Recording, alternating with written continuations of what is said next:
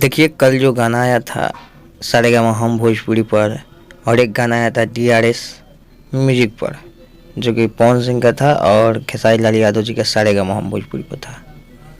तो मैं बात बता देना चाहता हूँ कि खेसारी लाल यादव जी का जो 1 घंटा का 53 मिनट का मैं आप सबका एक स्क्रीनशॉट दिखाऊंगा, देख सकते हैं, मात्र 1 लाख पार 53 मिनट में ही। और यहीं पर हम बात करें जो कि पावर स्टार कहे जाते हैं, तो यार सफाई के हक दिए हैं। मतलब कि देख सकते हैं 88,000 भाई और 41,000 लाइक, मतलब कि 1 घंटे में। तो ये होता है ट्रेंडिंग सुपर स्टार दबंग star hit machine Khesari Lal Yadav ji का पावर। और गाना ट्रेंडिंग में भी चल रहा है, तो आप सबका प्यार जी कहीं ना कहीं खेसारी लाल यादव जी के फैंस का है। तो इसी तरह से अपना प्यार और सपोर्ट बनेगा। और टीजर कैसा लगा संघर्ष 2 का, ये भी बताइएगा। चलिए मिलता है नेक्स्ट वीडियो में, तब तक के लिए बाय, जय भोजपुरी। और जितने भी विरोधी भाई हैं, देखो कमेंट गलत सलत मत करना यार, क्योंकि यार जो सही है वही बताऊंगा, ठीक है। यहाँ पर खेसारी लाल सही थे, सही बोले।